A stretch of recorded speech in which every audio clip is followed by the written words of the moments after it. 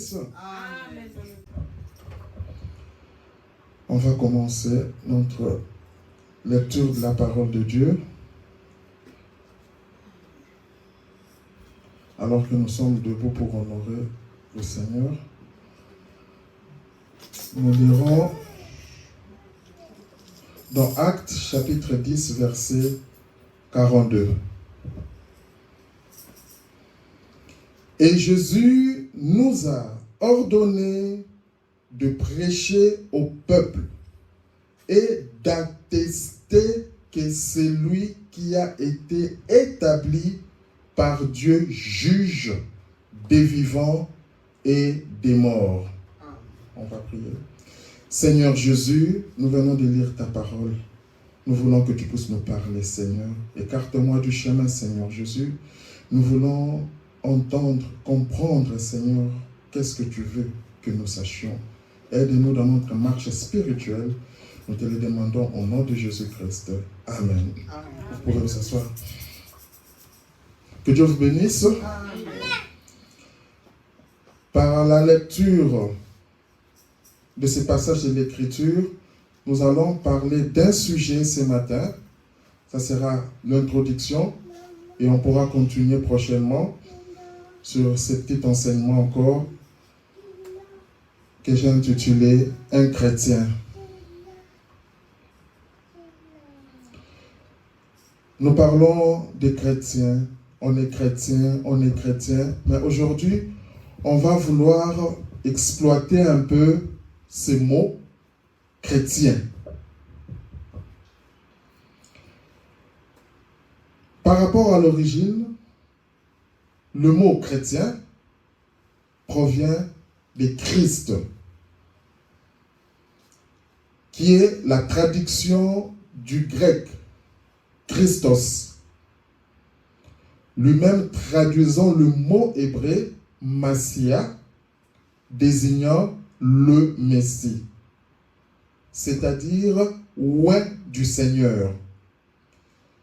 Celui qui est consacré par une onction divine, d'huile sainte. Donc nous voyons quand on parle des chrétiens, cela est tiré de Christ. C'est très important. Dans la Bible, un chrétien est fondamentalement un disciple de Jésus-Christ. Et nous verrons que le terme chrétien vient d'Antioche et signifie littéralement membre du parti de Christ ou disciple de Christ en d'autres termes. Un chrétien est une personne qui a mis son foi en Jésus, en sa mort et en sa résurrection. Donc quand tu te dis que moi je suis un chrétien, on fait référence à Jésus-Christ. Donc je mets ma foi en Christ, en sa mort et en sa résurrection. Et encore, je ne me limite pas seulement là, mais à ressembler à Christ en suivant ses enseignements, en le connaissant comme son Sauveur et Seigneur, et en vivant selon sa volonté. Tu ne peux pas dire que tu es chrétien, mais ta vie que tu mènes, c'est en dehors de la volonté de Christ. Donc c'est pour ça que je voudrais que l'on puisse savoir d'abord la définition du mot chrétien. Parce qu'aujourd'hui, tu demandes à tout le monde, il va se dire que non, écoute, je suis chrétien. Mais quand tu lui dis réellement qui est chrétien, parce que quand on regarde notre vie, on regarde notre manière de faire, est-ce réellement cela reflète Christ? C'est ça la question que chacun de nous doit se poser. Le mot chrétien, il est mentionné dans la Bible pour la première fois, c'est dans le livre des Actes des Apôtres. C'est là où nous voyons le mot chrétien apparaître. Avant, on ne parlait pas de chrétiens. c'était à Antioche, où les disciples de Jésus ont été appelés par d'autres personnes. Ce n'était pas d'eux-mêmes, mais c'était les autres personnes qui ont appelé cela par rapport ou en raison de leur comportement et leurs paroles qui reflétaient ceux de Christ. Leurs paroles reflétaient ceux de Christ. Chrétien, Christ. Tu ne peux pas dire que je suis chrétien et tu sépares, tu fais des histoires qui sont contraires à Christ. Christ, c'est la parole. Christ, c'est le oin. Nous verrons que dans la Bible, le mot chrétien apparaît 3 fois seulement dans la Bible. Et c'est dans le Nouveau Testament. Dans la Bible, surtout dans l'Ancien Testament, ceux qui ont marché avec Dieu, ils n'étaient pas des chrétiens. Ceux qui ont marché avec Dieu dans l'Ancien Testament, ils n'étaient pas des chrétiens. Ils étaient des enfants de Dieu. C'est dans le Nouveau Testament, après la mort de Christ, que le terme chrétien a été instauré, a été dit pour la première fois. Et nous avons vu que c'était à Antioche. Nous allons voir c'était dans quelles circonstances ces mots chrétiens ou ces termes chrétiens avaient été utilisés. Quand on parle de chrétiens, il y a 3 mots que je vais faire allusion, que nous devons savoir. Il y a enfant de Dieu, il y a chrétien et il y a épouse de Christ. Enfant de Dieu, chrétien et épouse de Christ. Tout chrétien est un enfant de Dieu. C'est pour ça que j'ai dit que dans l'Ancien Testament, on parlait des enfants de Dieu. Mon fils, ma fille, c'était des enfants de Dieu. Mais ils n'étaient pas des chrétiens. Parce que Christ, Jésus n'était pas encore venu. C'est dans le Nouveau Testament, quand Jésus est venu, quand Jésus est mort, qu'on a parlé maintenant des chrétiens. Donc, tout chrétien est un enfant de Dieu. Mais tout enfant de Dieu n'est pas chrétien. Tu vas me parler de David, tu vas me parler de Daniel. C'était des enfants de Dieu. Mais ils n'étaient pas des chrétiens. Parce que chrétien est venu après Christ, après sa mort. Chrétien veut dire ressembler à Christ. Mais ils étaient des enfants de Dieu. Et dans les chrétiens, nous avons ce qu'on appelle épouse de Christ. L'épouse de Christ sort des chrétiens. C'est-à-dire, Dieu a envoyé des prophètes. Et le prophète, quand il vient, c'est avec un message spécial. Et ce message spécial-là détache une portion de personnes qu'on appelle épouses de Christ. Ils ont un message particulier qu'ils reconnaissent. C'est pour cela, en tant que chrétiens, nous croyons aux prophètes. Tout chrétien, tout membre de l'épouse de Christ est un chrétien. Mais tout chrétien ne fait pas partie de l'épouse de Christ.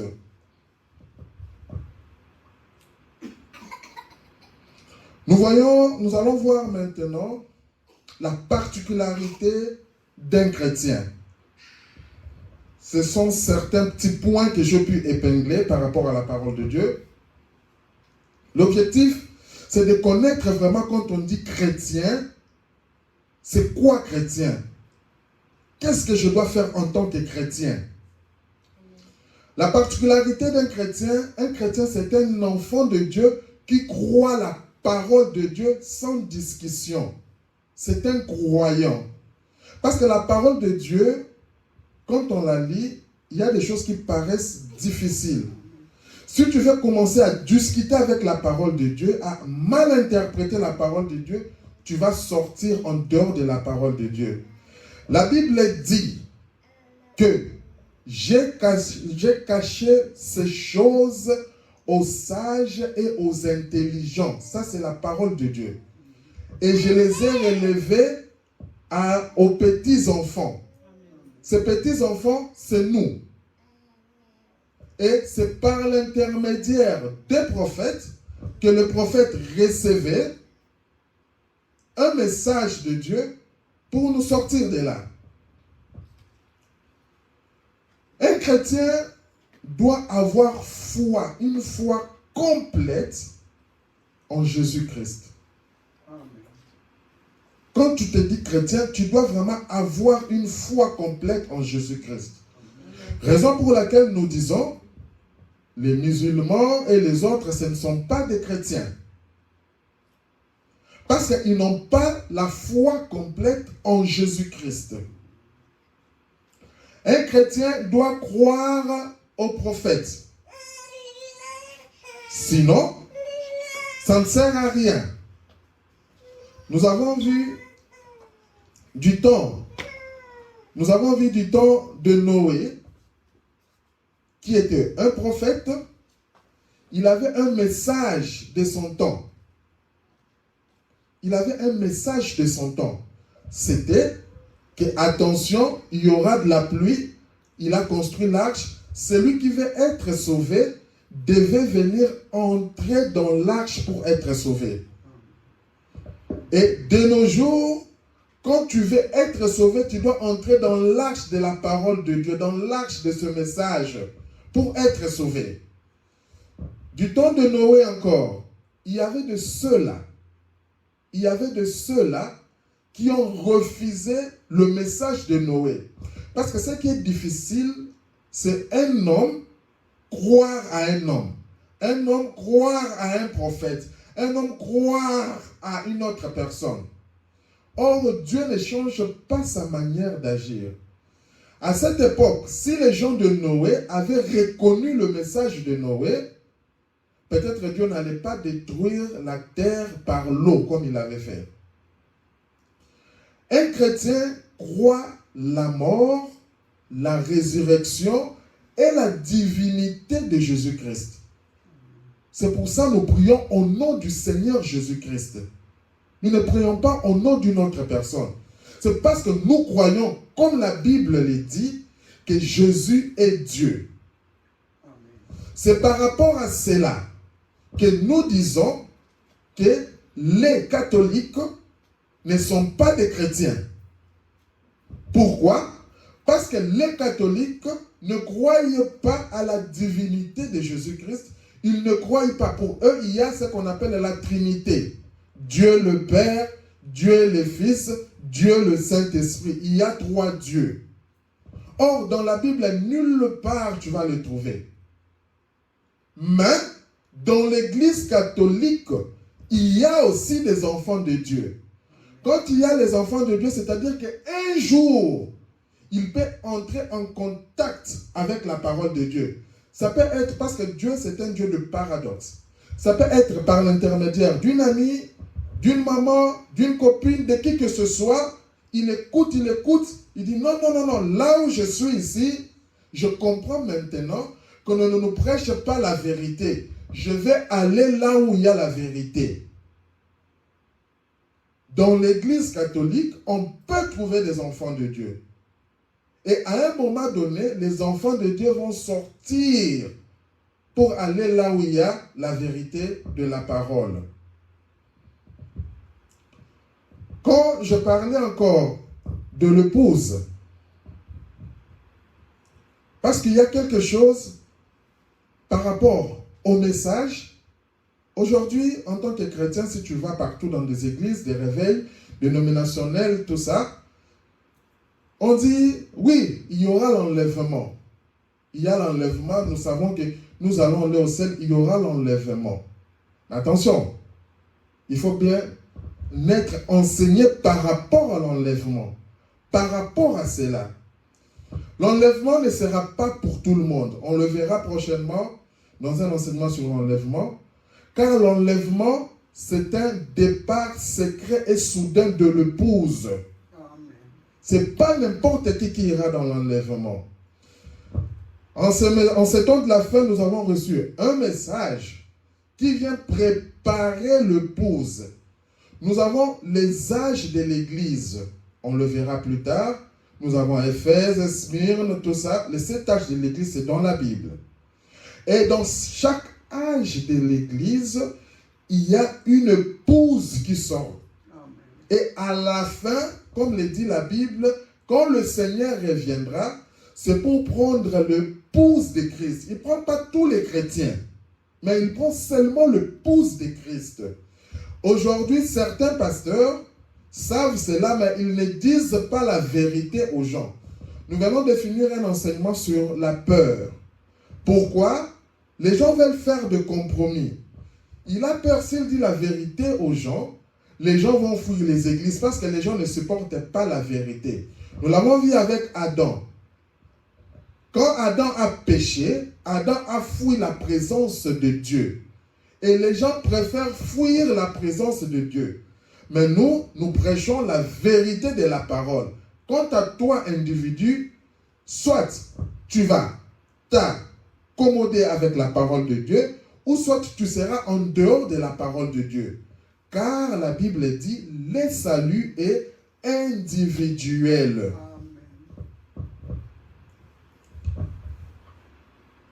Nous sommes dans la particularité d'un chrétien. Connaître Dieu personnellement. C'est quoi connaître Dieu personnellement? Quand on est un chrétien, on doit avoir une relation et une expérience personnelle avec Dieu en tant que sauveur, Seigneur, ami. Et non pas seulement une connaissance intellectuelle. Aujourd'hui, il y a beaucoup de gens qui ont des connaissances intellectuelles. Il y a même la théologie. Si tu vas l'apprendre, l'étude de Dieu. Mais ce n'est pas ça, être chrétien. Être un chrétien, tu dois avoir un moment de ta vie, une expérience personnelle avec Dieu. Tu te dis, Seigneur, aujourd'hui quand on parle, je te dis, mais quelle expérience as-tu eu avec Dieu? Ah non, moi peut-être pour accoucher, ça a eu des difficultés terribles. Si ce n'était pas Dieu, je ne sais pas. C'est une expérience avec Dieu. L'autre peut être le voyage. L'autre, chacun a son expérience avec Dieu. Et quand tu reconnais Dieu, tu essayes de vivre conformément à sa parole.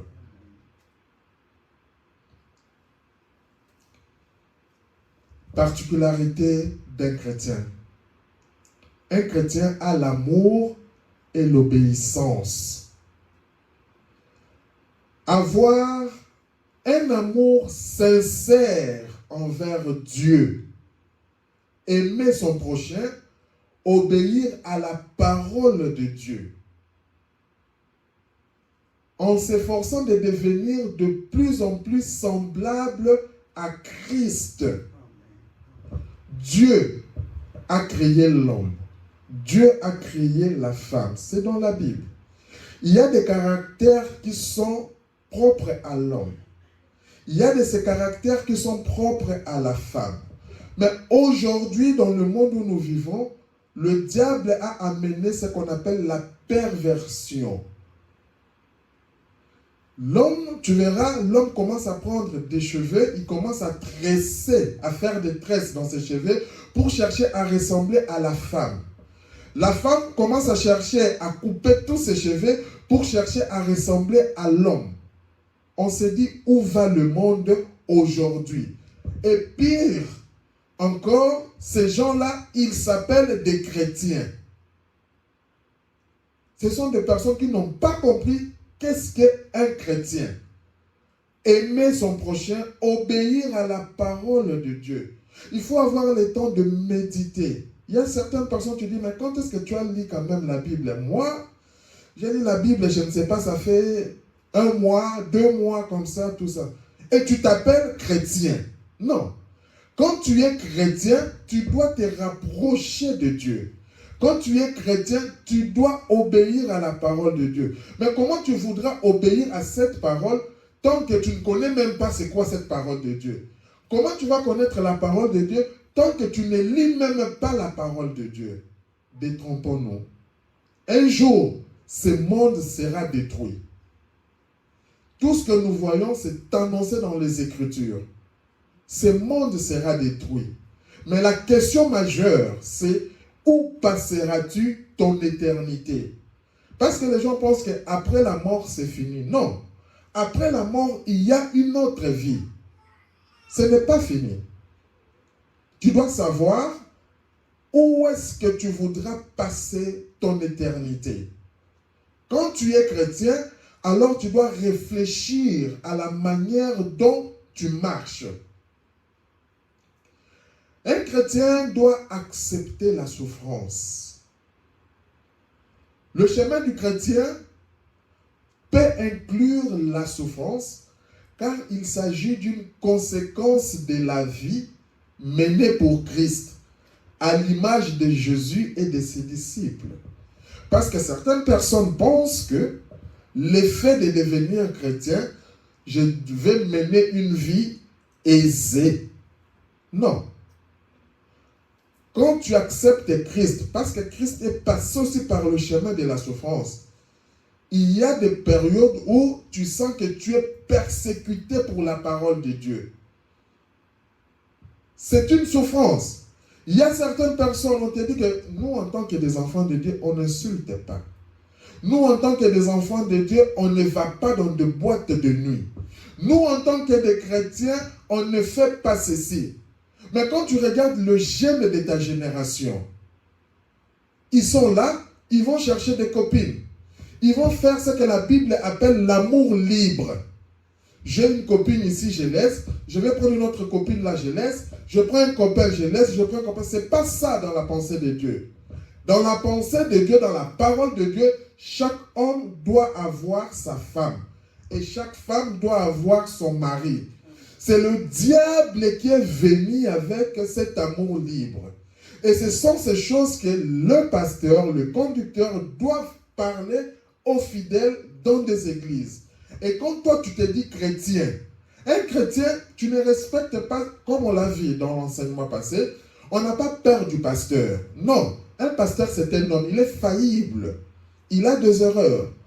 Mais le pasteur doit nous montrer la parole de Dieu. Et quand toi tu es chrétien, tu crois à la parole de Dieu que cet homme te parle.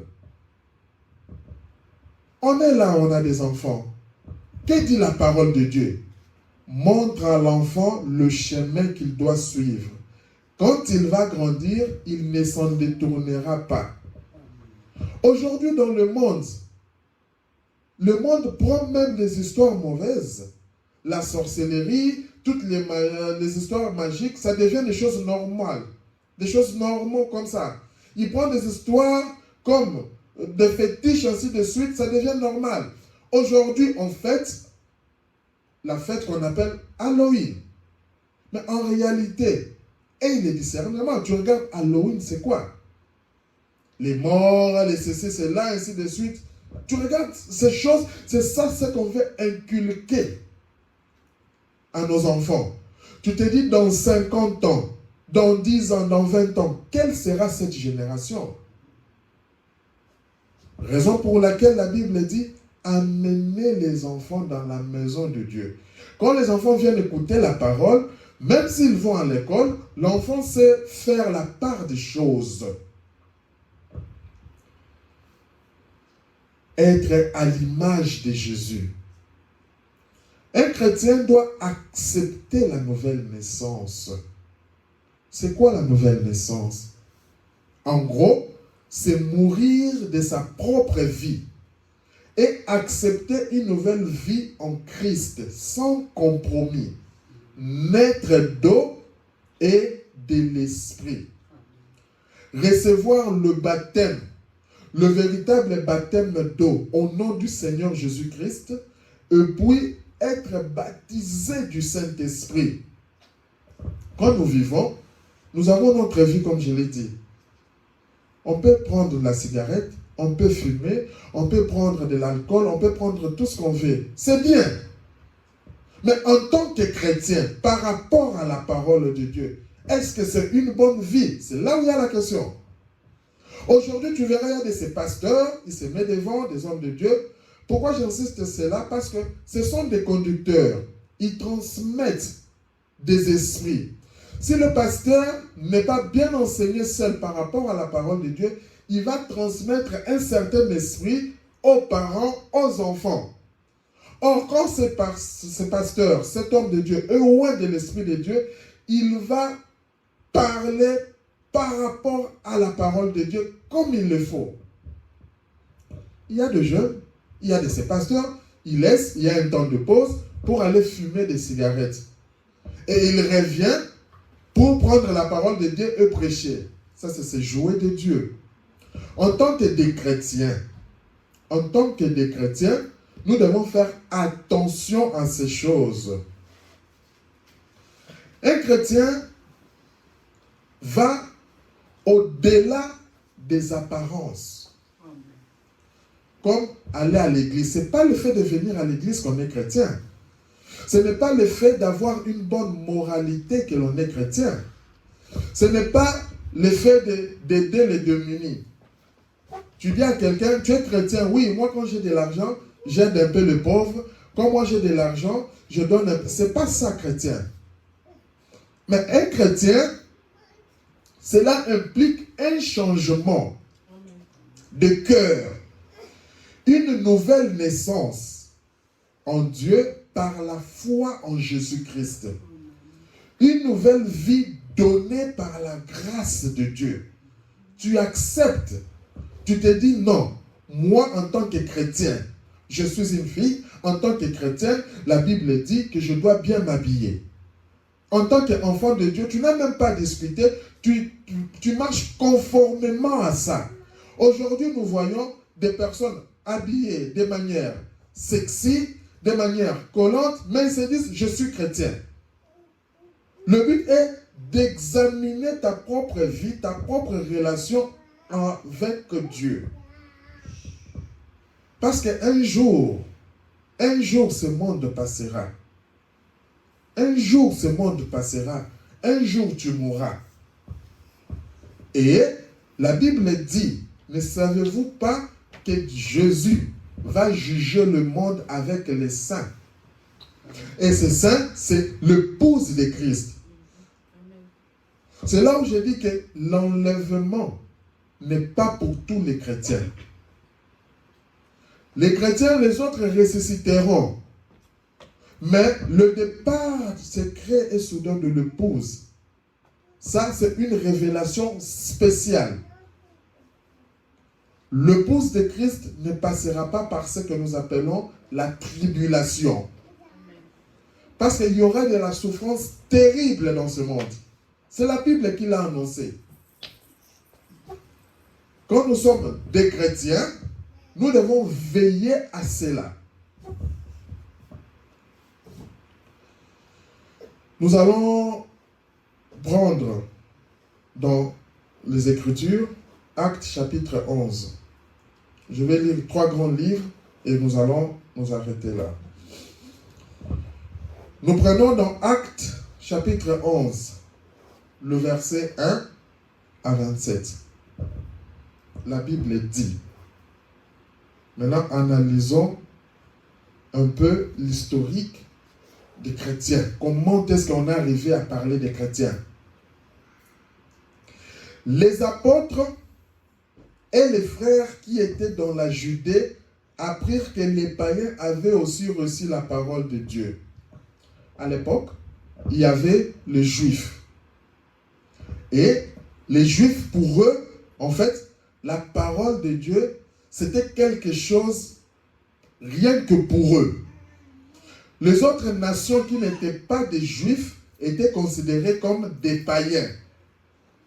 Et comme toi, nous tous ici ne sommes pas des Juifs, nous étions considérés comme des païens. Et c'était un sacrilège, selon leur loi, qu'un païen puisse recevoir la parole de Dieu. Ils avaient cette conception-là. C'est pour ça, les apôtres et les frères qui étaient dans la Judée apprirent que les païens avaient aussi reçu la parole de Dieu. C'était déjà quelque chose de nouveau. Ils ont appris. Quoi? Les païens ont reçu la parole de Dieu. Et lorsque Pierre fit monter à Jérusalem, les fidèles circoncis lui adressèrent des reproches en disant: tu es entré chez les incirconcis et tu as mangé avec eux. Ils étaient ce qu'on appelle aujourd'hui des séparatistes. Comme ils sont des incirconcis, je ne peux pas communier avec eux. Et aujourd'hui, nous avons ce genre d'esprit. Non, moi je crois ceci, je ne peux pas communier avec ceux qui sont dans la dénomination. Moi je ne peux pas saluer les gens qui sont dans la dénomination. On crée un cercle et on se dit un chrétien. C'est ça qu'ils ont reproché à Pierre. Toi tu es entré chez les incirconcis et tu as mangé avec eux. Verset 4. Pierre s'est mis à leur exposer d'une manière suivie ce qui s'est passé. Maintenant, Pierre les explique. Il dit: j'étais dans la ville de Jopé et pendant que j'ai prié, je tombais en extase et j'eus une vision, un objet semblable à une grande nappe attachée par les quatre coins, descendait du ciel et vint jusqu'à moi. Les regards fixés sur cette nappe, j'examinais et j'ai vu les quadrupèdes de la terre, les bêtes sauvages, les reptiles et les oiseaux du ciel. Là, Pierre est en train d'expliquer la vision qu'il a eue.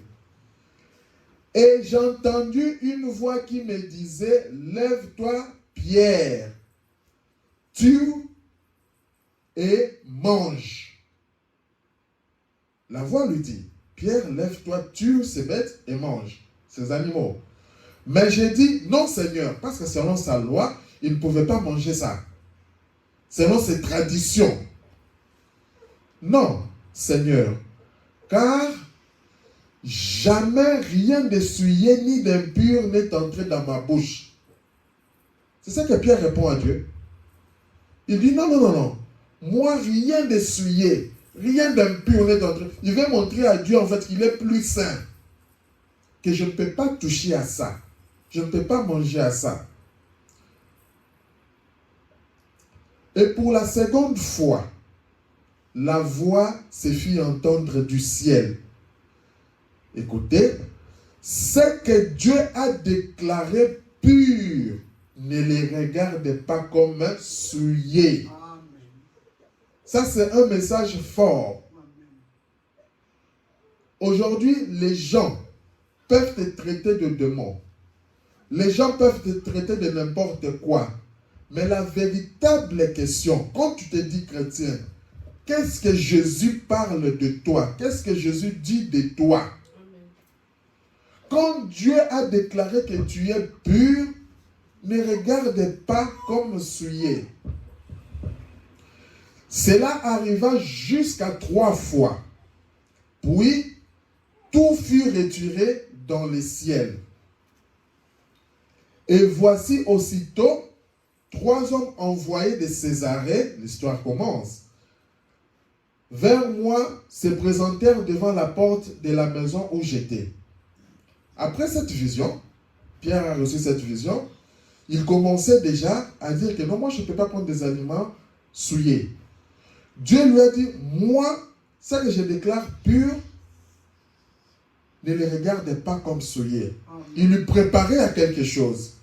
Et Pierre était assis chez lui, il voit, on frappe, 3 hommes entrent dans la maison. L'Esprit me dit de partir avec eux. Quand tu es un chrétien, à un moment donné, tu dois être en contact avec le Saint-Esprit. Amen. Tu dois sentir que non, Dieu veut que je fasse ça. Amen. Dieu veut que je ne fasse pas ça. Amen. C'est là où j'ai dit que tu dois arriver à avoir une expérience avec Dieu en tant que chrétien. Ce n'est pas le fait de venir à l'église, non. Un jour, comme le dit la Bible, les églises ici seront fermées. Un jour, les églises, le gouvernement va dire qu'il n'y aura plus d'églises.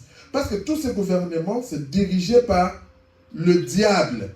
C'est sous le contrôle du diable. Comme aujourd'hui, ils font en sorte que les banques, tout c'est centralisé. À tel point qu'ils peuvent dire, ils appuient un bouton et disent que non, personne ne peut encore retirer de l'argent. Tu vas là pour retirer, ça ne sort pas. Ce n'est pas toi qui décides, c'est le gouvernement. Tu dois être en contact avec l'Esprit de Dieu. Mais comment peux-tu être en contact? Tu n'as même pas le temps de lire ne fût-ce que la Bible. Or, en tant que chrétien, tu dois lire la Bible chaque jour. C'est manger la parole. Est-ce que tu peux faire 2 jours sans avoir à manger? Tu peux faire 1 semaine sans avoir à manger. Mais tu te dis chrétien. Un chrétien se nourrit de quoi? De la parole de Dieu. Amen. Tu as le temps. Tu regardes du matin au soir. Est-ce que tu as donné ce temps-là à Jésus?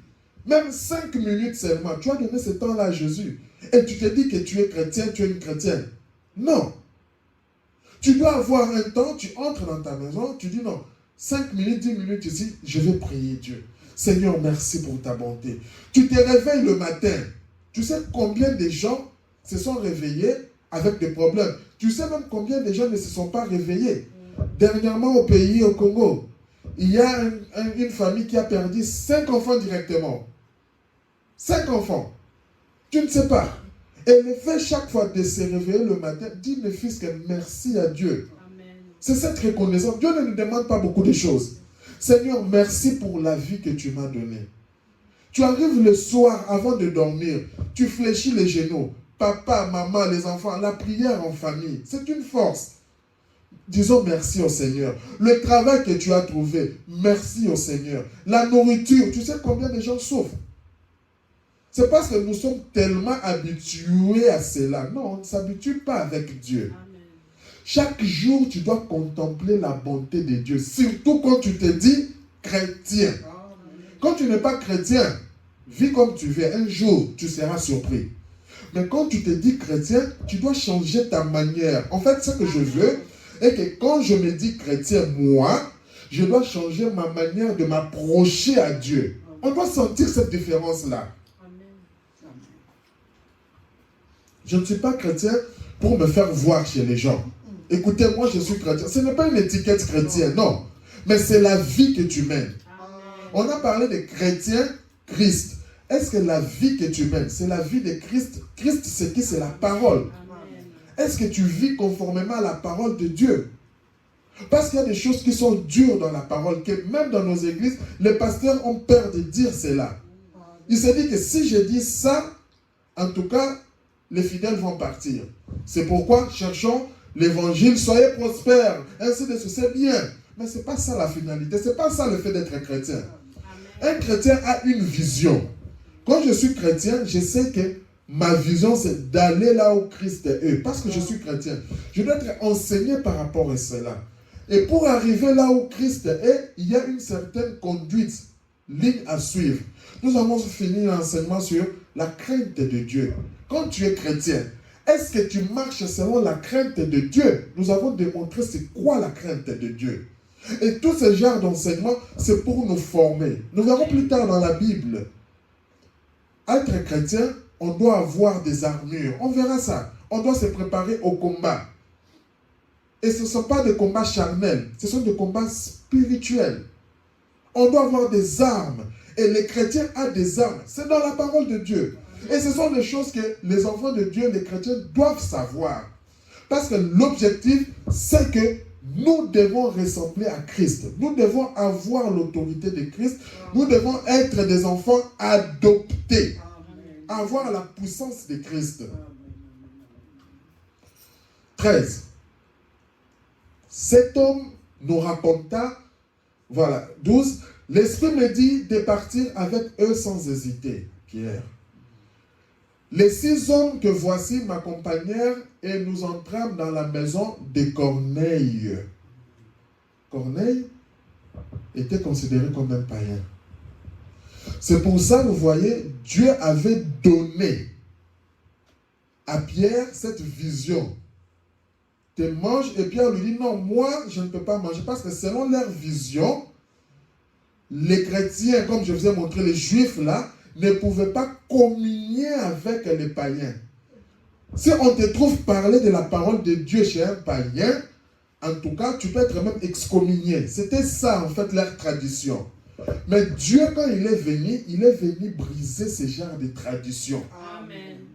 Et c'est là où je vous montre maintenant, on verra la naissance même de l'Église.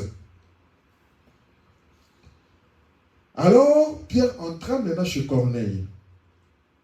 Cet homme nous raconta comment il avait vu dans sa maison l'ange. Je m'arrête là. Je vous ai dit, un chrétien doit avoir une expérience personnelle avec Dieu. Maintenant, ici, Corneille raconte son expérience avec Dieu. Toi, en tant que chrétien, est-ce que as-tu une expérience qu'aujourd'hui on s'est dit, racontons un peu notre expérience avec Dieu. As-tu une expérience à raconter? Ou ton expérience date de quelle année?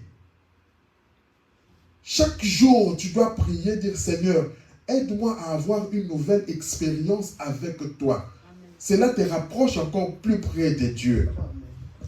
Cet homme nous raconta comment il avait vu dans sa maison l'ange, se présentant à lui et disant, envoie à Joppé et fais venir Simon, surnommé Pierre.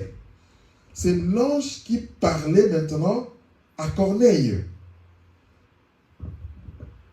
Et qui te dira des choses par lesquelles tu seras sauvé, toi et toute ta maison. Quand tu es en contact avec un véritable homme de Dieu, sache que ça sera la délivrance, non seulement pour toi, mais pour toute ta maison. Des fois, tu es là, le mari est chrétien, la femme n'est pas chrétienne. Des fois, la femme est chrétienne, le mari n'est pas chrétien. Tu dois prier par rapport à Dieu. Tu dois amener que Dieu fasse grâce, que ton mari devienne chrétien. Que Dieu fasse grâce, que ta femme devienne chrétienne. Que Dieu fasse grâce, que tes enfants deviennent chrétiens. Parce qu'aujourd'hui, même les enfants, des fois le mari, les parents, ils laissent les enfants comme ça. Éduquer un enfant, ce n'est pas quelque chose de facile. Et avec la parole de Dieu, ça nous aide beaucoup. Mais quand tu laisses l'éducation des enfants seulement à la télé, YouTube et l'école, nous allons perdre ces enfants. Tu verras quand les enfants feront une bêtise, papa, maman, tu veux dire quelque chose, l'enfant te dit, je vais appeler la police. C'est ça l'éducation qu'on donne à l'école.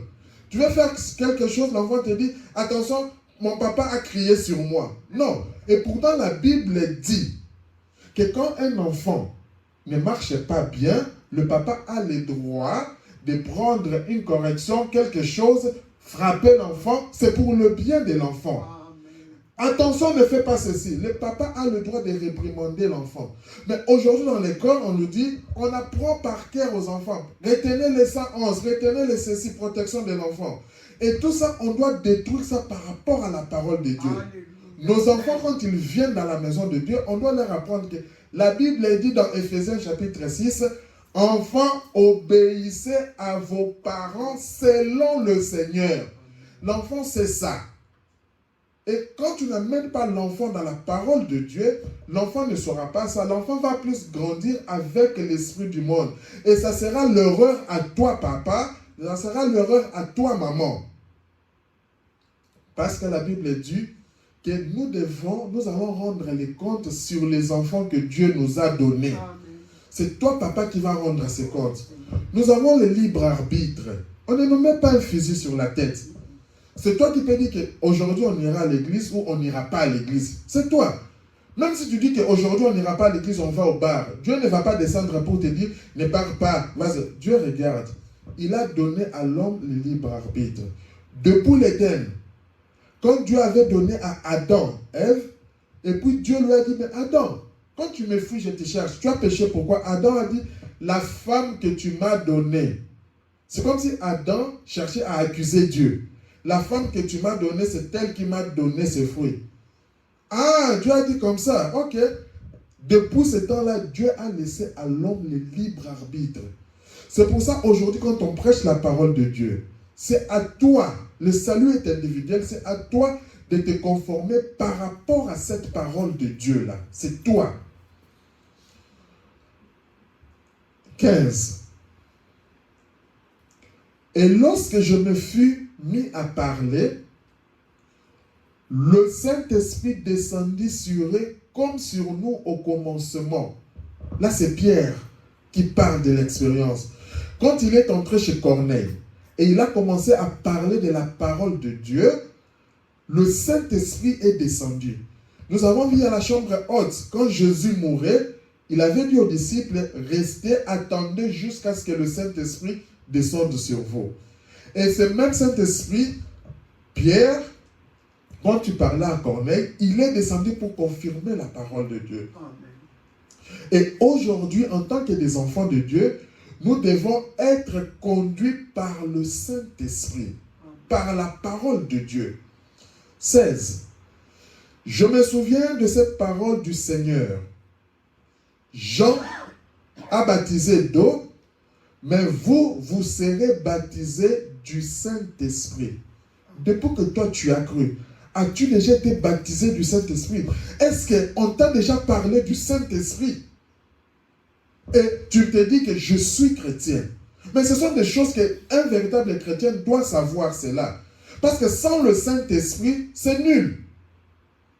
Le Saint-Esprit va te conduire dans toute chose. La Bible dit, il te conduira dans toute la vérité. Il y a certaines décisions que tu veux faire. Il y a certaines choses. Je sors, ma femme n'est pas là. Je vais tromper ma femme avec une autre femme. Quand je vais vouloir agir, si je suis chrétien, le Saint-Esprit me parlera. Est-ce que ce que tu fais là, c'est un enfant de Dieu peut le faire? Tu as la femme. Est-ce que tu veux la tromper? Même si tu ne le dis pas. Mais devant Dieu. Parce que tu vas penser que tu es seul. Or, Dieu nous voit. Dans le secret, partout nous partons, Dieu nous voit. En cachette, tu as des causeries. Quand on te demande, non, c'est mon ami, c'est ma connaissance. Tu sais, moi j'ai beaucoup d'amis, tu sais, mais en réalité, tu sais que ce n'est pas ton ami. Tu es marié, mais c'est ton copain, c'est là. Tu es une femme mariée. Mais tu peux tromper ton mari. Mais est-ce que tu peux tromper Dieu? C'est pour ça que quand tu es un enfant de Dieu, tu regardes par rapport à la parole de Dieu. Quand tu te dis que je suis un chrétien, est-ce qu'un chrétien peut-il agir de la sorte?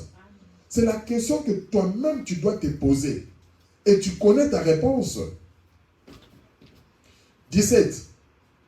Or, puisque Dieu leur a accordé le même don qu'à nous, qui avons cru au Seigneur Jésus-Christ. C'est pour ça qu'il faut bien croire au Seigneur Jésus. Quand tu crois vraiment au Seigneur Jésus, tu dois avoir ces dons. C'est ça que le frère Pierre est en train de dire ici. Dieu leur a accordé le même don qu'à nous. Pouvais-je, moi, m'opposer à Dieu? C'est la question que Pierre pose. Parce qu'il savait que quand il va rentrer chez ses frères juifs, ils vont lui dire, mais comment toi tu es entré dans la maison d'un païen? Cet homme-là, il venait avec des rastas, des histoires. Comment toi, un enfant de Dieu, tu marchais avec cet homme-là? Non, quand je marche, c'était pour les ramener à Christ. Cet homme-là, il fume, cet homme-là, il fait de la drogue. Mais comment tu veux... Non, quand je marche avec lui, c'est pour lui dire, ne fais pas ça. Moi, je ne fais pas ce qu'il fait.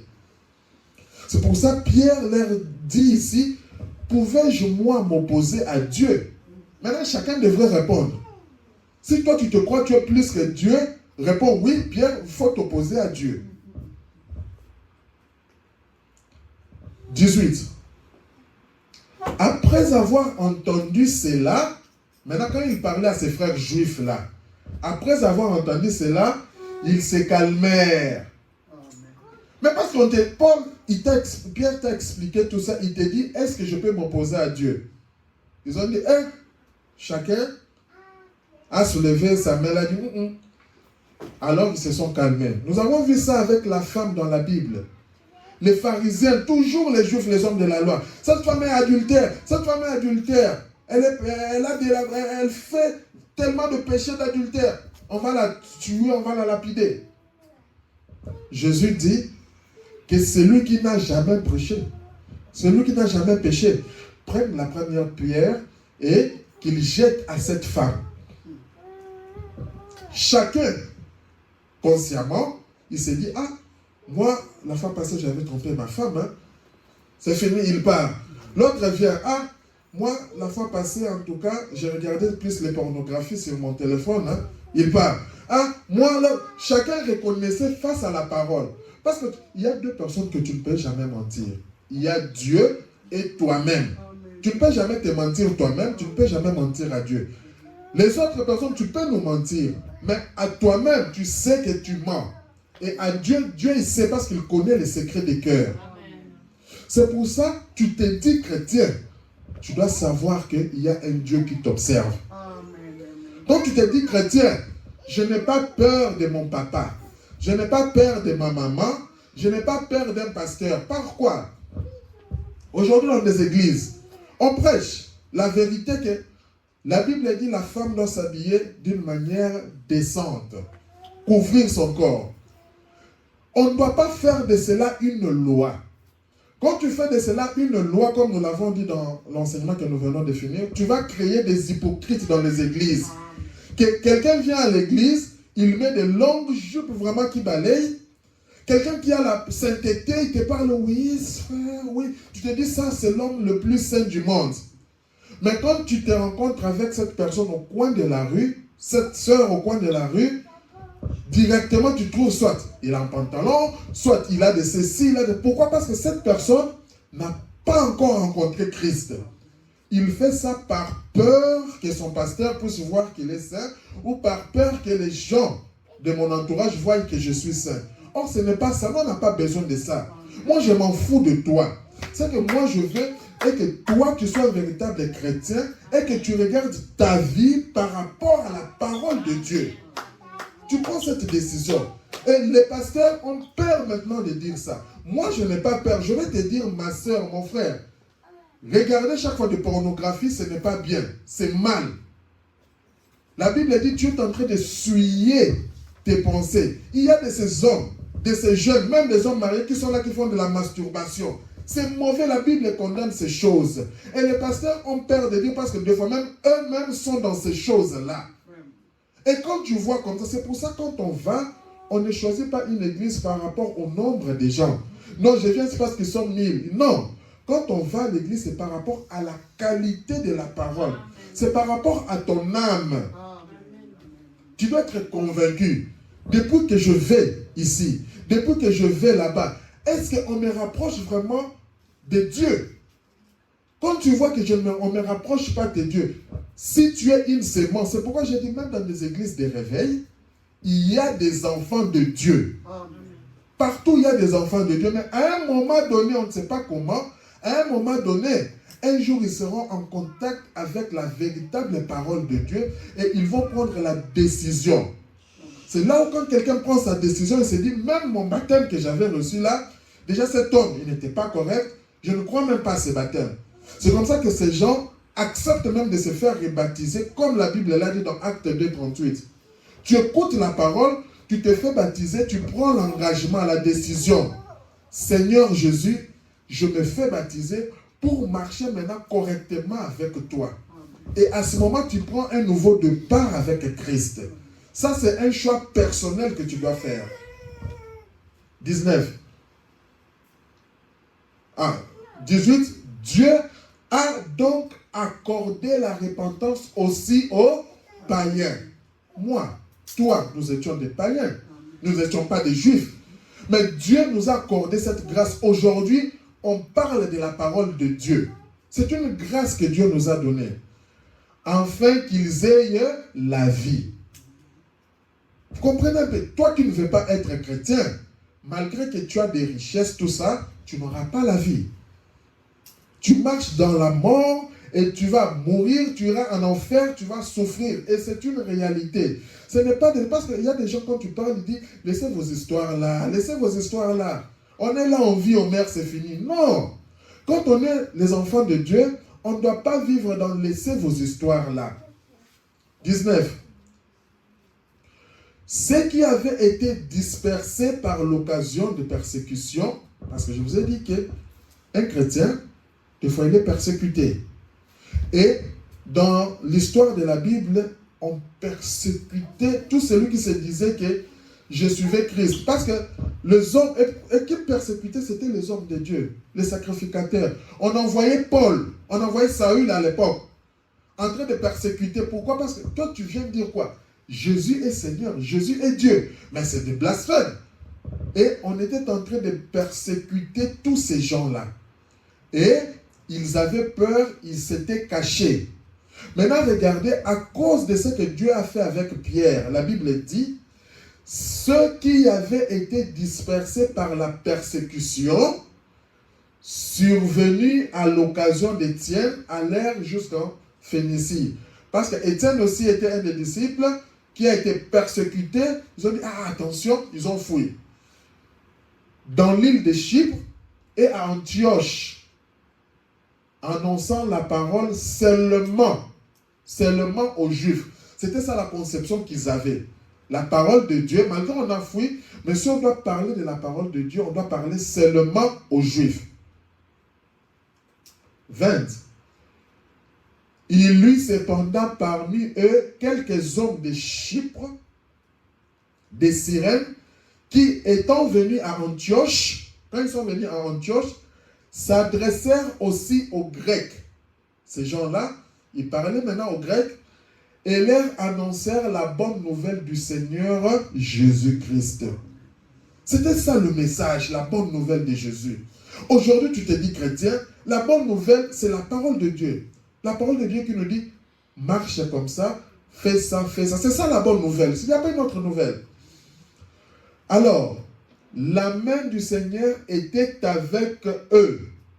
Quand il parlait, la main du Seigneur était avec eux. Et un grand nombre de personnes crurent et se convertirent au Seigneur. Toi qui n'es pas encore chrétien, quand tu écoutes, qu'est-ce que tu attends de prendre ta décision?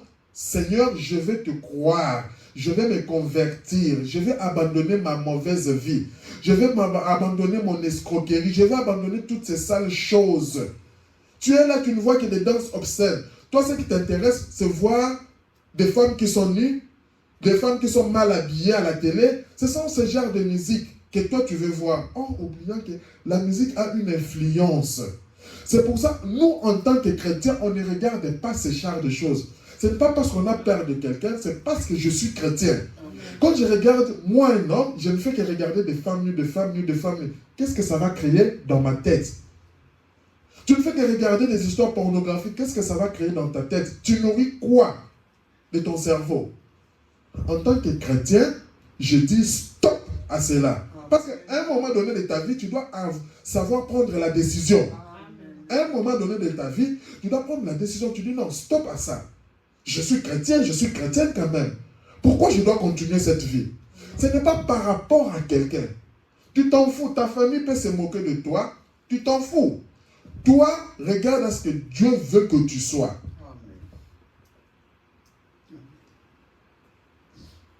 Le bruit parvint aux oreilles des membres de l'église de Jérusalem. Dans l'enseignement que nous avons vu, nous avons expliqué quand on parle de l'église, c'est le corps de Christ. On dit, la nouvelle parvint aux oreilles des membres de l'église de Jérusalem. Donc le corps de Christ des différentes assemblées qui étaient là. Maintenant, on est enseigné. C'est ça le rôle de l'enseignement. Parce que des fois, on voit, je donne plus des enseignements. C'est pour avoir un fondement dans la parole. Amen. Et ils envoyèrent Barnabas jusqu'à Antioche. Maintenant, le mot Antioche commence encore à apparaître. Lorsqu'il fut arrivé, là c'est Barnabas, et qu'il eut vu la grâce de Dieu, il s'en réjouit. Quand il a vu ce que Dieu faisait, quand on parlait aux païens, ils acceptaient, et le nombre de disciples, le nombre de croyants s'est multiplié. Il s'en réjouit. C'est comme ça. Quand tu écoutes que ton frère a ouvert une église, ton frère a commencé à parler de la parole de Dieu, quand tu es un véritable enfant de Dieu, tu dois te réjouir. Tu te dis, ah non, ça c'est bien, Dieu va amener encore des âmes, Dieu va amener ses enfants. Mais si tu es là, tu commences à condamner. Ton travail, c'est, les églises commencent à devenir plus nombreuses. Écoute, quand il y a un faux dollar, sache qu'il y a un vrai. Un faux, c'est par rapport à un vrai quelque part. Il y a des fausses églises. Il y a des églises qui donnent des mauvais enseignements. Mais Dieu a toujours des exceptions. Il y a au moins une petite église qui donne toujours des vrais enseignements par rapport à la parole de Dieu. Mais c'est à toi de prendre la décision. C'est à toi de faire le choix. Si tu veux rester dans la popularité, ok. Si tu veux que ta vie puisse changer et que tu puisses arriver jusqu'au baptême du Saint-Esprit, ok. C'est ta décision de prendre. Le bruit en arrivait parmi les oreilles, ok. 23. Il s'en réjouit et il les exhorta tous à rester d'un cœur ferme, attaché au Seigneur. Quand Barnabas est venu, il n'a pas voulu mener des discordes ou quoi. Non. Regardez l'esprit d'un chrétien, l'esprit d'un enfant de Dieu. Il leur dit, oui, attachez-vous au Seigneur. Un enfant de Dieu, quand il vient, c'est pour encourager. Il a dit, c'est bien cet esprit que vous avez. En tout cas, attachez-vous au Seigneur. Car c'était un homme de bien. Aujourd'hui, il n'y a plus beaucoup d'hommes de bien. Tu écoutes des pasteurs qui s'empoisonnent, qui se disent des enfants de Dieu, mais un pasteur qui empoisonne son collègue pasteur, enfant de Dieu.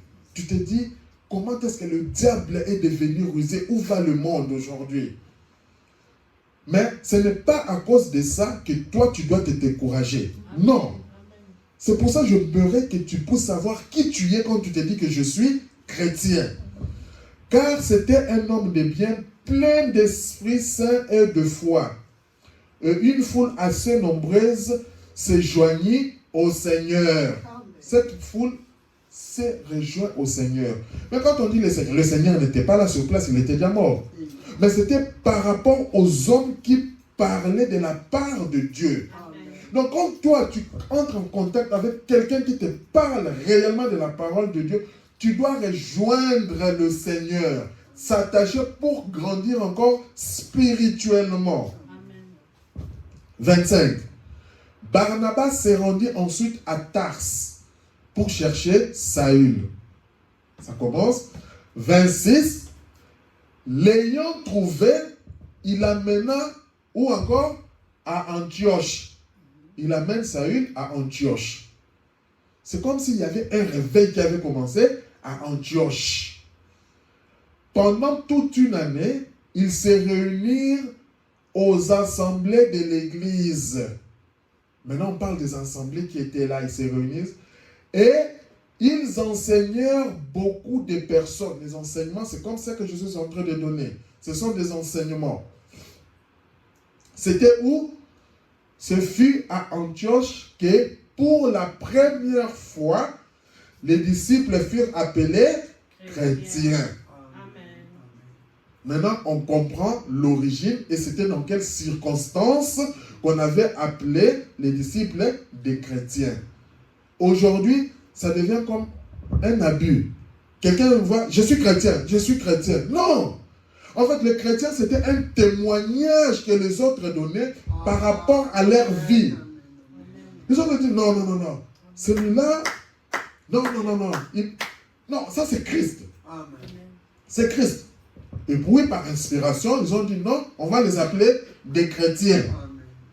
C'est pour ça, aujourd'hui, écoute, quand tu te dis chrétien, c'est une responsabilité. Hein? Quand tu te dis chrétien, c'est-à-dire que les gens doivent voir Christ en toi. C'est une responsabilité. Les gens jouent avec le mot chrétien. Je préfère encore que tu restes païen, mais ne te dis pas que je suis chrétien. Parce que quand tu dis je suis chrétien, ta manière de parler, on surveille ça.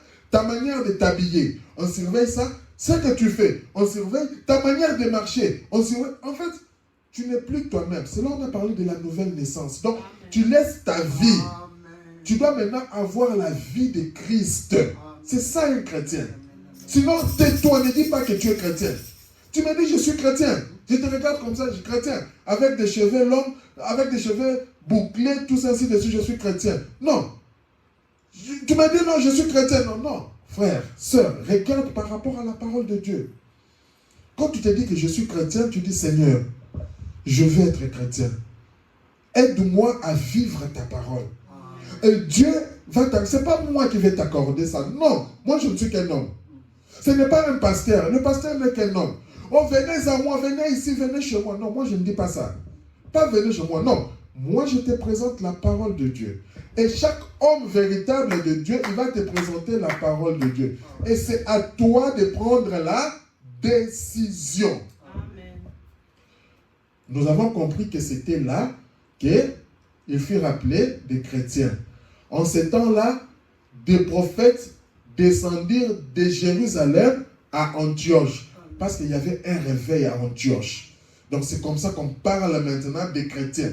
Quand tu te dis chrétien, tu dois savoir que ce que je me dis chrétien, ça a commencé où? À Antioche. Il y avait eu un réveil. Est-ce que toi maintenant dans ta vie, est-ce que tu amènes aussi un réveil dans ta vie? Est-ce que ta manière dont tu parles, ou bien tu es là quand tu vois quelque chose, alors en train de critiquer les gens. Quand tu trouves un truc pour critiquer, tu appelles. Est-ce qu'un chrétien, c'est ça la vie d'un chrétien?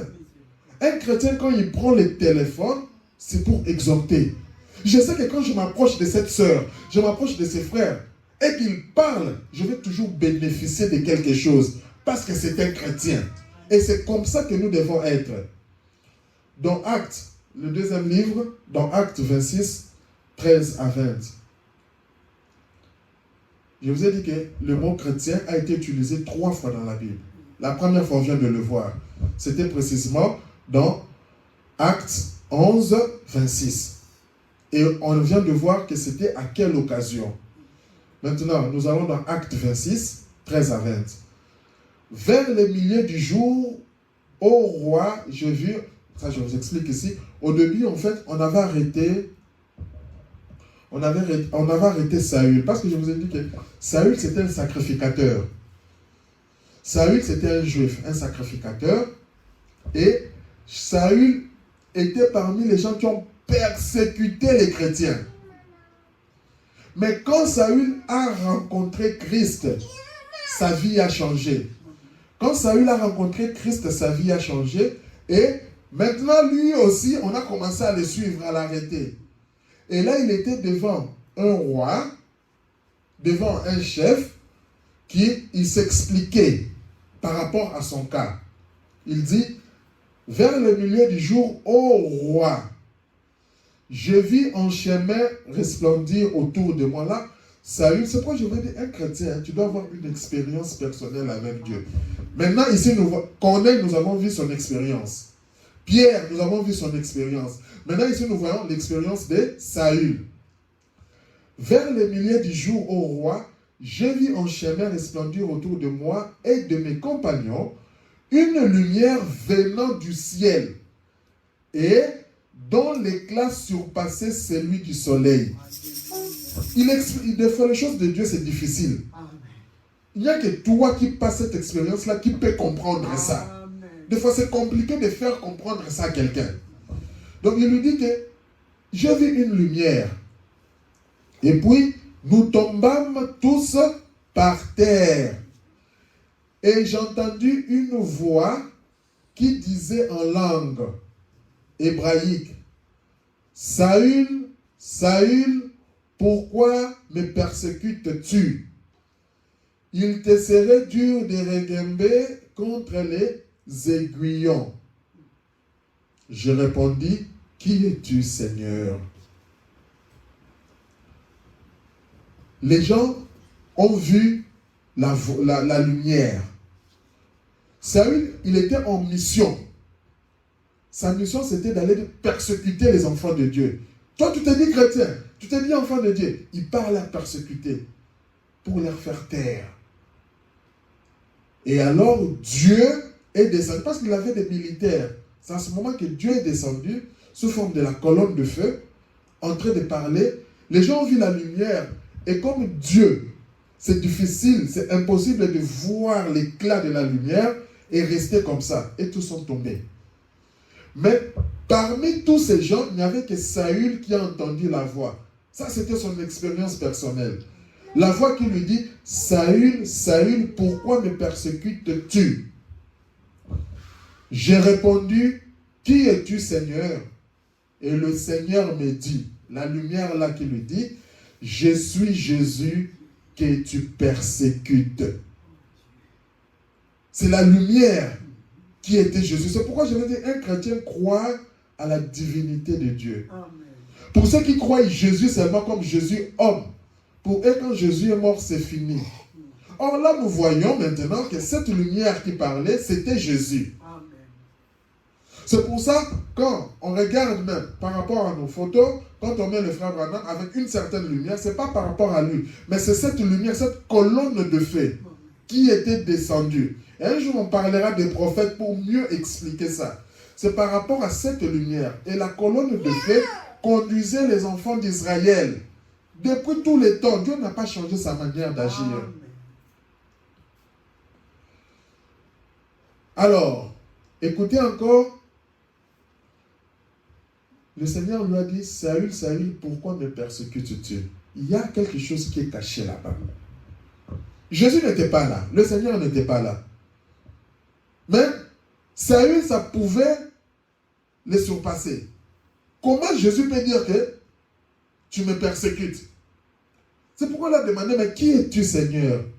Jésus lui dit, je suis Jésus que tu persécutes. En réalité, Saül persécutait qui? Les enfants de Dieu. C'est pour ça, quand tu fais du mal à un enfant de Dieu, c'est à Dieu que tu fais du mal. C'est ça qu'il faut savoir en tant que chrétien. C'est pour ça, chrétien, ce n'est pas seulement, je l'ai dit, ce n'est pas seulement le fait de venir à l'église. Ce n'est pas le fait de faire la charité. Non, c'est toute une révélation. C'est ça que je veux qu'on comprenne, c'est toute une révélation. Que quand tu fais du mal à un enfant de Dieu, c'est à Dieu que tu fais du mal. Là, Saül, Dieu lui dit, nous lisons dans la Bible, Dieu lui dit, pourquoi me persécutes-tu? Il dit, je suis Jésus que tu persécutes. Or, Jésus, c'était qui? C'était tous les frères. Aujourd'hui, Jésus, c'est toi. Jésus, c'est moi. Jésus, c'est un tel. Jésus, c'est un tel. Maintenant, quand toi, tu veux refléter Jésus, regarde ta vie. Regarde ta manière de parler. Regarde tes agissements. Est-ce que tu peux refléter Jésus? Est-ce que Jésus peut prendre position pour toi, pour dire à Saül aujourd'hui, pourquoi tu me persécutes? C'est ça, un chrétien.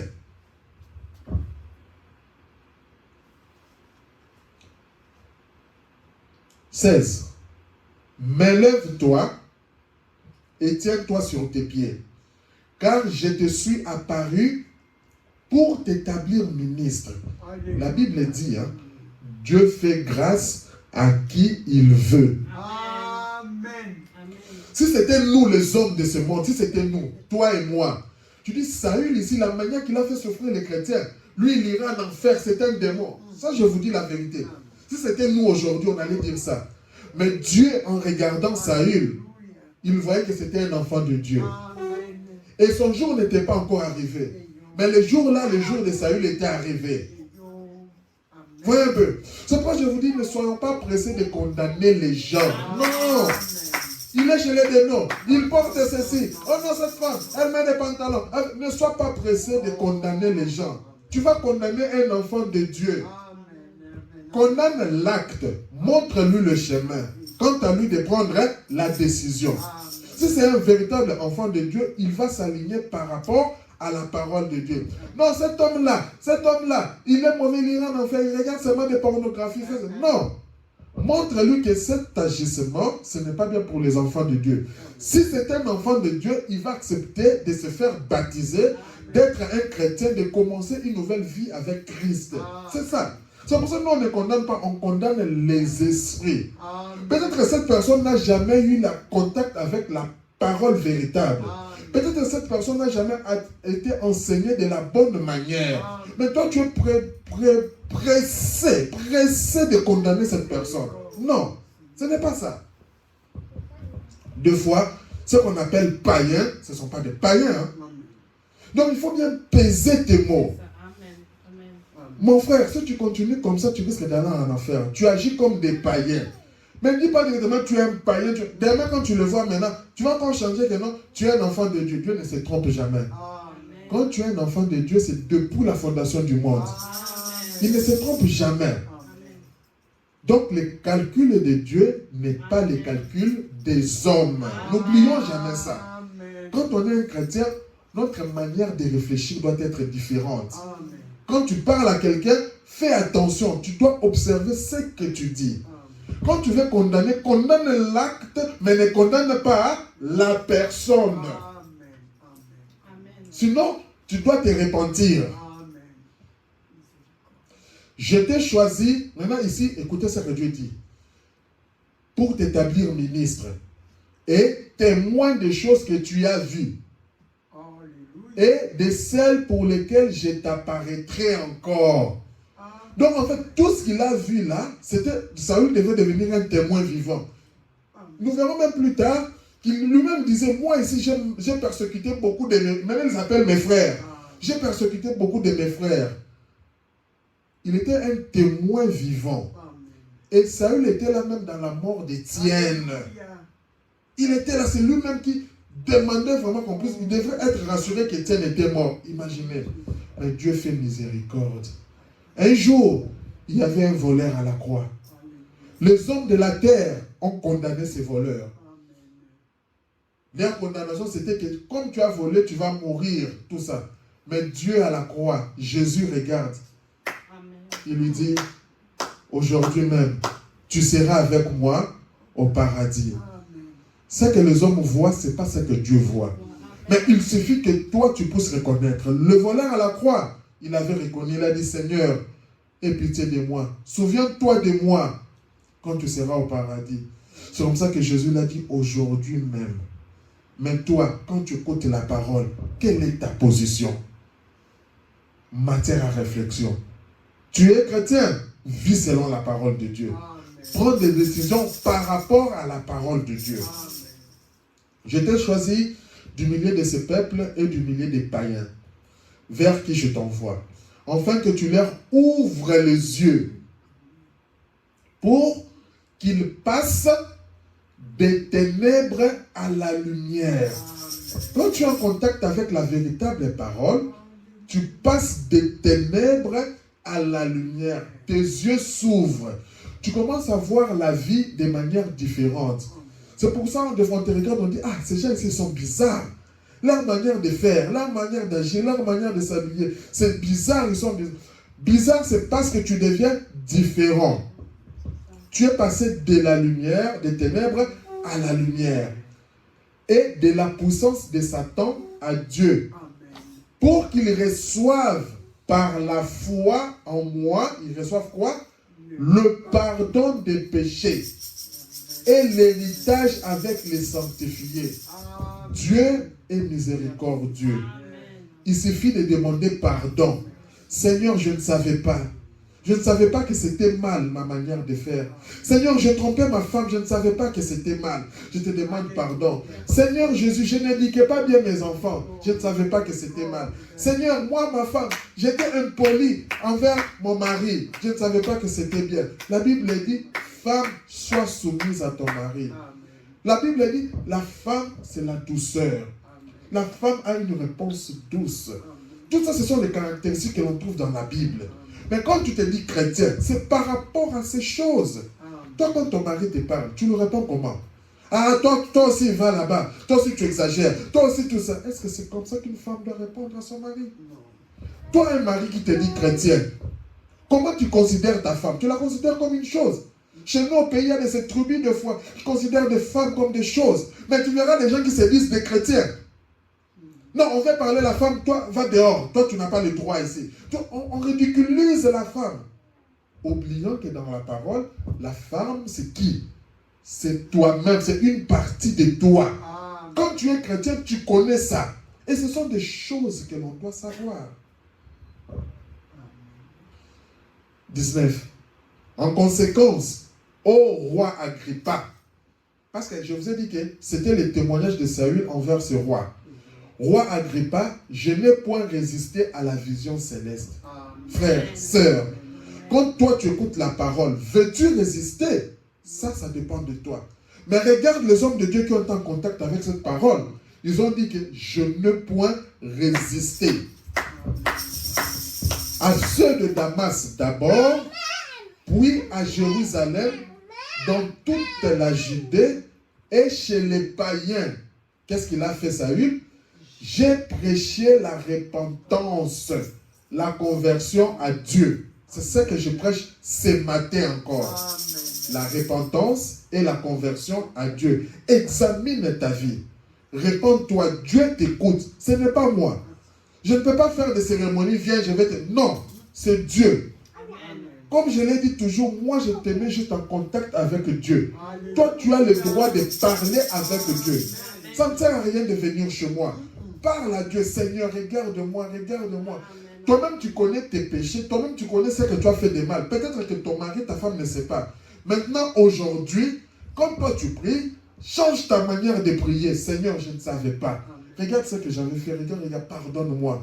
À partir d'aujourd'hui, mon mari va voir que je suis une bonne femme. Le mari aussi prie, Seigneur, ma femme doit voir que je suis un bon mari. Avec la pratique d'œuvres dignes de la repentance.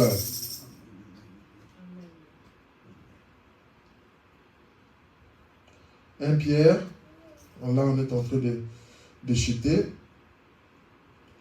Et nous allons voir que quelque part en bas, le roi Agrippa avait même dit à Pierre, à Saül que arrête un peu parce que la manière que tu parles, tu risques de me convertir, je risque d'être comme un chrétien. C'était là la deuxième fois que le terme chrétien avait été utilisé. C'était par rapport au roi Agrippa, par rapport à l'expérience. Parce que tellement il était, tu sais quand tu as Dieu, hein, quand tu parles, tu es tellement convaincu de ce que tu dis. 1 Pierre 4, 16 à 17. Mais, si quelqu'un souffre comme chrétien, là où le terme chrétien encore apparaît, si quelqu'un souffre comme chrétien, qu'il n'en ait point honte. Amen. Et que plutôt il glorifie Dieu à cause de ce nom. Amen. La deuxième fois qu'on a utilisé le mot chrétien dans la Bible, c'est ça. Mais si quelqu'un souffre comme chrétien, je vous ai montré la souffrance là, c'est comment? Tu dois abandonner, tu dois souffrir. Ce que les autres font, ce que les jeunes font, ce que d'autres jeunes font, moi je ne le fais pas. Ce que les autres ils font ici, moi je ne le fais pas. Par rapport à cela, ne t'en fais pas. Au lieu de te plaindre, tu dois glorifier Dieu à cause de ce nom. Amen. Quel nom? Les chrétiens. Comprenez un peu? Amen. Tu dois glorifier Dieu. Quand toi tu te dis chrétien, tu dois glorifier Dieu à cause de ce nom. Pourquoi? Parce que tu as compris en fait l'essence des chrétiens. Tu as compris l'origine du mot chrétien et l'essence. Car c'est le moment où le jugement va commencer par la maison de Dieu. C'est là où on dit que nous, le jugement, c'est dans la maison de Dieu. On ne va pas appeler les juges de ce monde. Le jugement, c'est la parole qui nous juge. Sœur, ce que tu portes ici, ce n'est pas bien. Frère, ce que tu fais ici, ce n'est pas bien. C'est ça le jugement.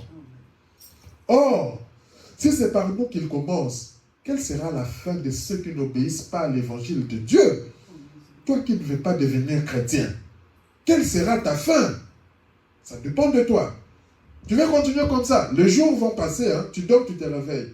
Mais un jour, n'attends pas que tu deviennes à une période critique de ta vie. Que tu commences à prier pour moi, s'il te plaît. Ça risque d'être trop tard. Le voleur à la croix avait eu la grâce. Amen. Mais ne pense pas que toi, tu auras aussi la même grâce comme ça. Si tu as le temps d'écouter, de changer, change. La Bible dit quelque part, quand vous écoutez ma voix, ma parole, n'endurcissez pas votre cœur. C'est Dieu qui le dit. Nous voyons maintenant la troisième fois, alors que nous sommes à la fin, Acte 26, 27 à 29.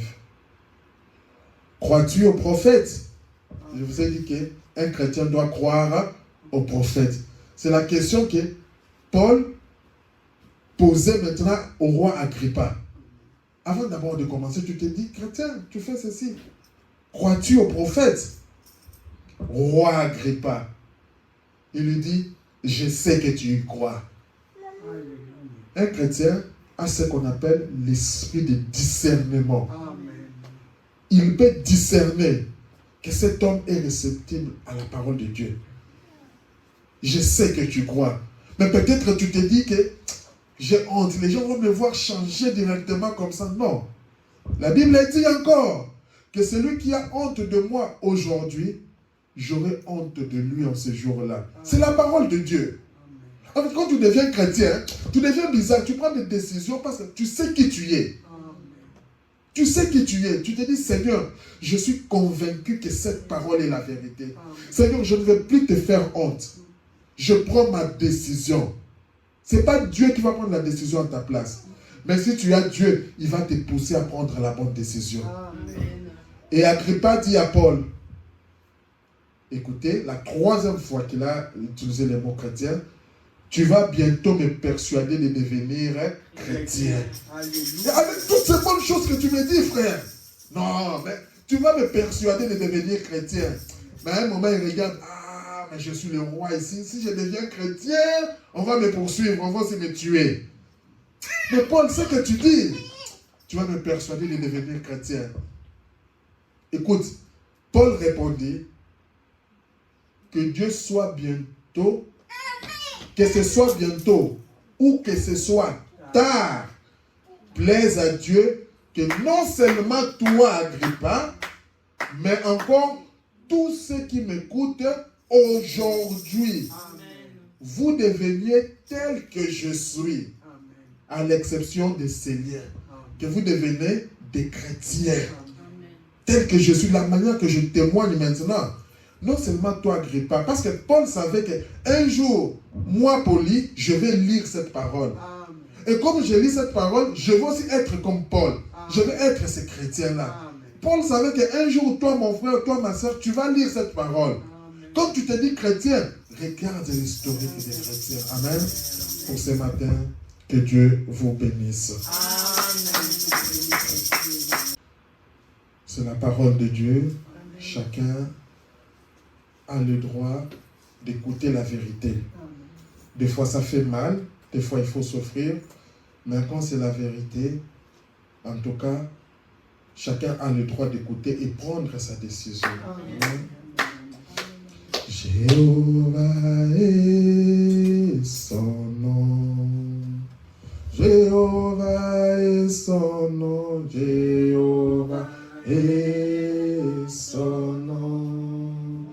Jéhovah. Seigneur Jésus, Dieu Tout-Puissant,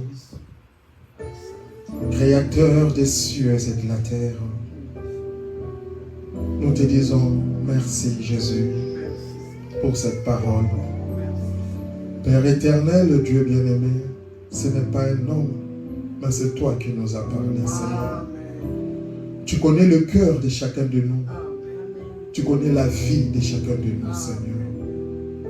Père, nous voulons que chacun prenne cette parole, oh Dieu, ce message comme une parole qui lui est personnellement adressée, Seigneur.